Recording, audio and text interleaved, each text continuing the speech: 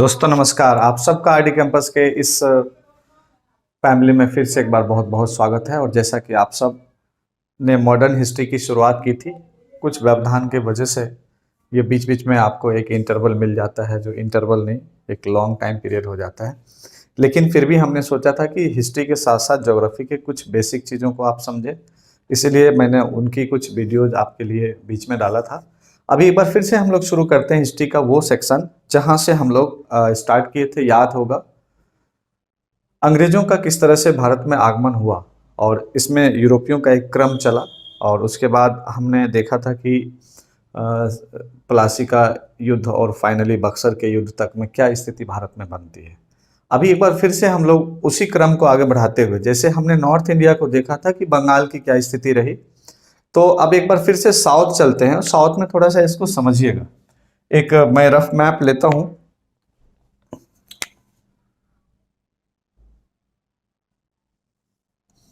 ये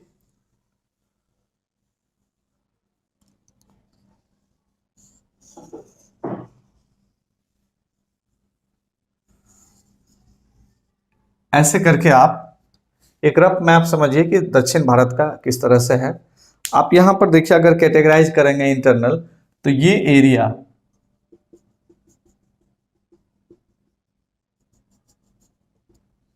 मराठों का, जिसमें पेशवा ये सब थे।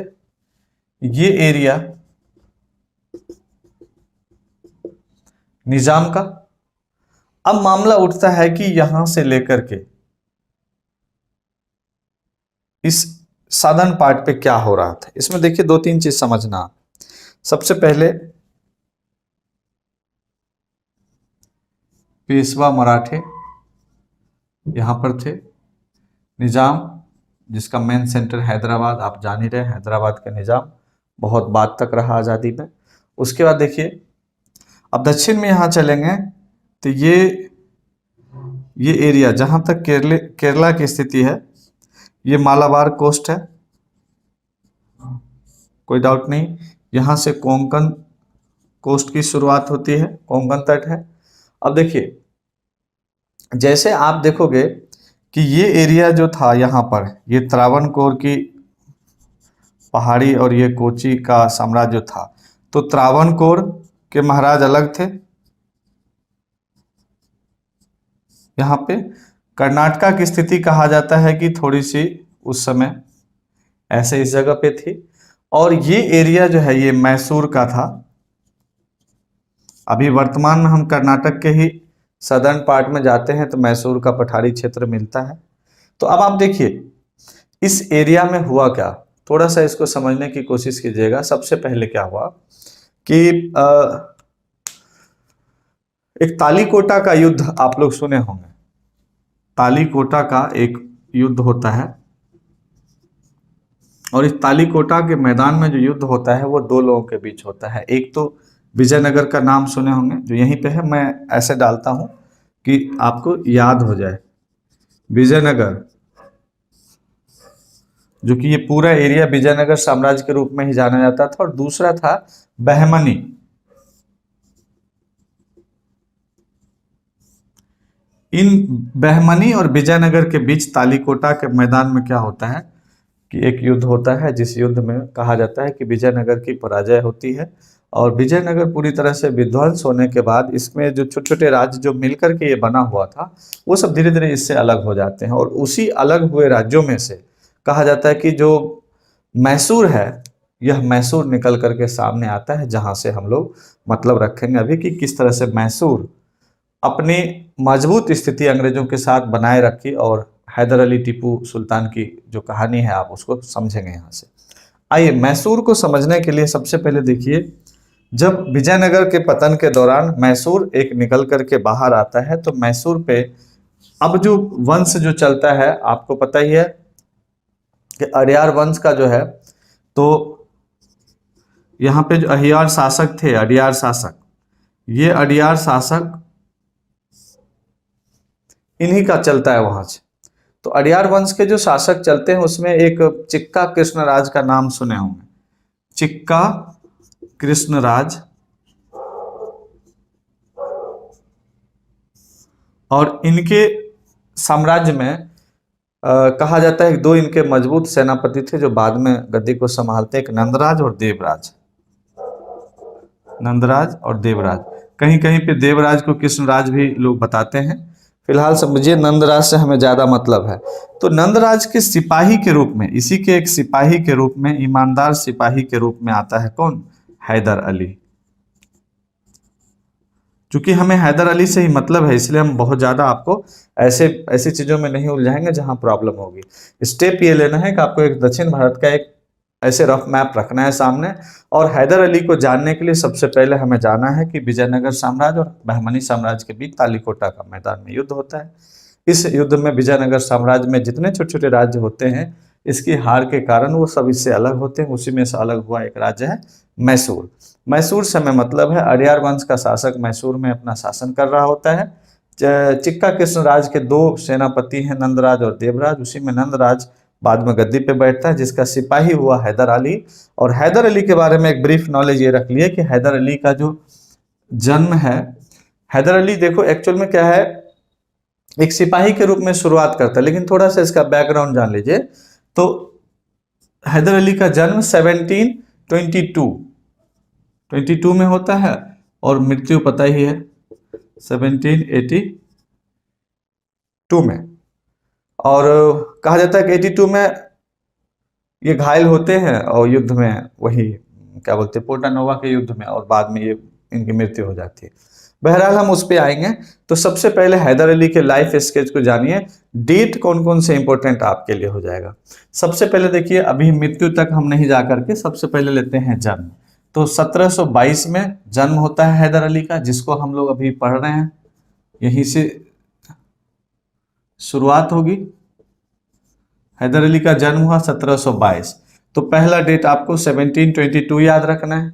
दूसरे डेट के रूप में आप जाएंगे तो देखो 1755, फिर कुछ डेट में इकट्ठा कर दे रहा हूं, 1760, ओके। फिर आ जाइए 1767 से 1769, ये डेट ऐसे याद रखिए। ये प्रथम आंग्ल मैसूर युद्ध होता है, फर्स्ट वॉर हो जाता है। होता क्या है, सबसे पहले समझिए 1700 जो आपके पास ये 1722 में जन्म हुआ, 1755 में क्या होता है कि डिंडीगुल का किला होता है, उसका फौजदार नियुक्त कर दिया जाता है, ये ठीक है, नंदराज का। और 1760 में कहा जाता है कि अपने गुरु खंडेराव, ये खंडेराव उसी तरह से थे जैसे चाणक्य थे, खंडेराव के साथ की मदद से कहा जाता है कि नंदराज को यह मार देता है, और नंदराज को मारने में सफल हो जाता है, और फिर यह गद्दी संभाल लेता है। गद्दी संभालने के बाद कहा जाता है कि अपने कुशल नेतृत्व में हैदर अली अपने आसपास के जो भी छोटे छोटे राज्य हैं लगभग सबको जीत लेता है, और एक मजबूत मैसूर राज्य की स्थापना करता है। यहाँ से कहा जाता है कि इसका खिंचाव किसके तरफ था, तो ध्यान रखना है कि फ्रांस से हैदर अली की दोस्ती लगातार रही, और अंग्रेजों से, चूंकि अंग्रेज जिस कूटनीति से और जिस धोखेबाजी नीति से काम कर रहे थे, उनके प्रति इनका कम से कम जितना हुआ लगाव रहा। हैदर अली कहा जाता है कि फ्रांसीसियों से लगातार दोस्ती में रहे, और जो जो परिवर्तन उधर फ्रांस में कुछ होता था, कोई जैकोबिन क्लब बन रहा है तो उसमें भी अपनी सदस्यता लेता है, टर्की से रिश्ते मजबूत करते हैं, अपने व्यापार को वहां तक बढ़ाता है, हथियारों की ट्रेनिंग यूरोपियन पद्धति से अपना करता है। ये सब चीजें कहा जाता है कि अंग्रेजों को लगातार खलता रहा। इस बीच में क्या हुआ कि बंगाल, बिहार और उड़ीसा को जब अपने नियंत्रण में ले लेता है अंग्रेज, यानी कि इस वाले एरिया को जब अंग्रेज 1757, 1764 यानी पलासी और बक्सर के युद्ध के बाद जब उसको अपने कब्जे में ले लेता है, तो ठीक वही फैसिलिटी सोचता है कि इस तट को क्यों न लिया जाए, और मालाबार कोस्ट पे अपनी मजबूत पकड़ बनाने के लिए टीपू हैदर अली से वही सुविधा मांगता है कि जो उसको बंगाल में मिला हुआ है। हैदर अली ऑब्वियसली मना करेगा उसको। मना करने के दौरान प्रथम जो है 1767 से 69 में फर्स्ट जो है आंग्ल मैसूर युद्ध हो जाता है, और कहा जाता है कि हैदर अली अपनी मजबूत स्थिति मराठे और निजाम को अपने साथ मिला करके, चूंकि मराठे पैसों का लालची था, निजाम जो है जायदाद के लालची थे, ये दोनों कहीं ना कहीं अपनी जो कहा जाता है कि इनके पास गुरिल्ला युद्ध टेक्निक थे, ये काफ़ी मजबूत स्थिति में अपना बनाए हुए था सेना। तो इन दोनों ने मिलकर के हैदर अली को फर्स्ट जो वो होता है बैटल मैसूर का पहला युद्ध, उसमें ये साथ देता है। हैदर अली इसको अपने साथ मिला करके, और अंग्रेज स्मिथ होते हैं वो उसमें हार जाता है। यानी कि प्रथम युद्ध में अंग्रेजों की तरफ से लड़ा कौन? स्मिथ, और इधर थे हैदर अली, हैदर अली और अंग्रेज स्मिथ, प्लस इसका साथ दिया कौन? मैं मराठे प्लस निजाम कर दे रहा हूं, आप समझ जाना, ठीक है। ये इसके साथ होते हैं। तो स्मिथ हार जाता है और फिर एक संधि होती है और उसे मद्रास की संधि के नाम से जाना जाता है। तो पहला युद्ध में मद्रास की संधि होती है और इस संधि में यह कहा जाता है कि कोई नहीं, लड़ाई झगड़ा जो भी हुआ, अब आज से आपके दुश्मन हमारे दुश्मन होंगे, हम आपकी विपरीत हालात में मदद करेंगे, आप हमारी मदद करेंगे। ये जो स्थिति बनती है उस स्थिति से चलो ठीक है, दोनों की स्थिति अपने अपने इलाके में रह जाता है। लेकिन कहा जाता है कि कुछ समय के बाद मराठे और निजाम लगातार मैसूर के जो हैदर अली हैं उस पर दबाव बनाते हैं, भाई जिन शर्तों पे हमने तुम्हारी मदद की थी उसको पूरा करते रहो टाइम टू टाइम। और जायदाद और पैसों की ज़्यादा दबाव बनाने के बाद मैं हैदर अली उसको मना कर देता है कि ऐसे नहीं चलेगा, ये तो एक वसूली हो गई।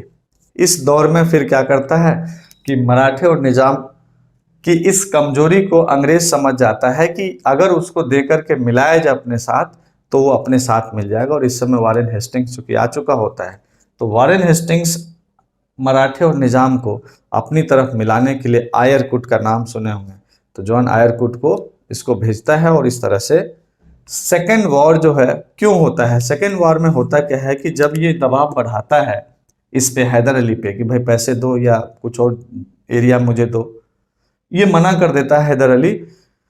क्यों मना करता है? तो मना करता है कि अंग्रेज जब हमारे साथ हैं, चलो अंग्रेजों का साथ ले लेंगे, तो हम लोगों की तो संधि हो रखी है, तो इन दोनों को नहीं भी देंगे तो चल जाएगा।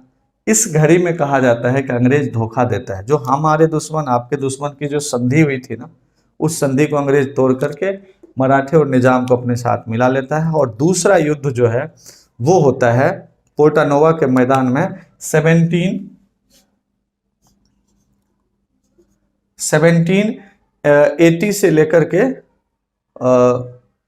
84 तक सेकेंड वाला जो है सो वार होता है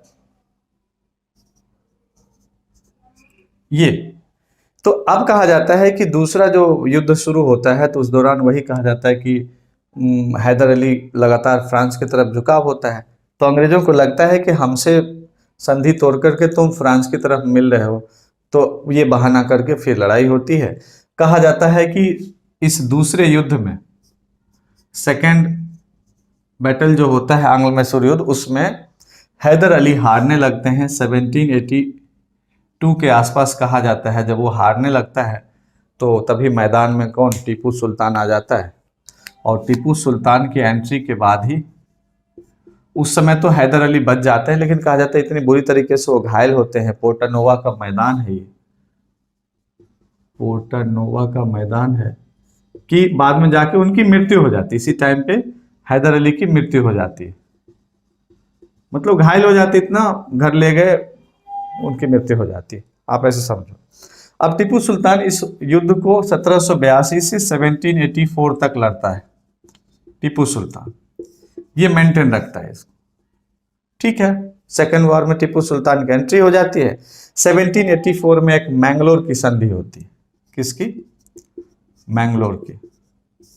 और मैंगलोर की संधि में कहा जाता है कि दोनों का पलड़ा लगभग बराबर हो जाता है, उधर वारेन हेस्टिंग्स होता है, इधर टीपू सुल्तान होता है।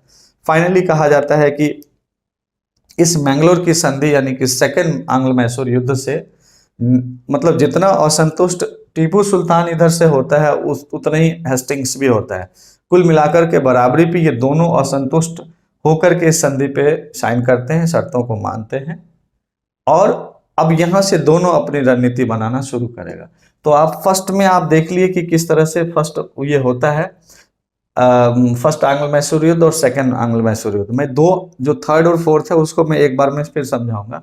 आप एक समरी जान लीजिए। सबसे पहले तालीकोटा के युद्ध से विजयनगर का पतन, विजयनगर के पतन से निकला हुआ एक मैसूर छोटा राज, मैसूर में अडियार वंश का शासन, अडियार वंश के शासन में ही नंदराज के सिपाही के रूप में हैदर अली की एंट्री होती है। हैदर अली का जन्म 1722 में है। 1755 में वो डिंडी गुल का किला होता है, मैं लिख देता हूँ, डिंडी गुल के किला का वो सूबेदार बनता है। 1760 में नंदराज को मार देता है और खुद गद्दी पे बैठ जाता है नंदराज की हत्या करके। और उसके बाद 1767 में कहा जाता है कि पहला आंग्र मैसूर युद्ध होता है। सेकेंड का कारण होता है, फर्स्ट में हैदराबाद के ये हैदर अली इसलिए जीतते हैं कि निजाम और मराठे इनके साथ होते हैं। दूसरे वाले में वारेन हेस्टिंग्स और आयरकुट मराठे और निजाम को अपने साथ मिला लेते हैं, हैदर अली की हार होती है। फाइनली टीपू सुल्तान की एंट्री यहीं पर हो जाती है। तो ये जो है ना, ये शॉर्ट में आप इसको ऐसे ध्यान रखेंगे, ठीक है। थर्ड और फोर्थ को लेकर के हम सेकेंड पार्ट में इसको आते हैं। तब तक के लिए नमस्कार।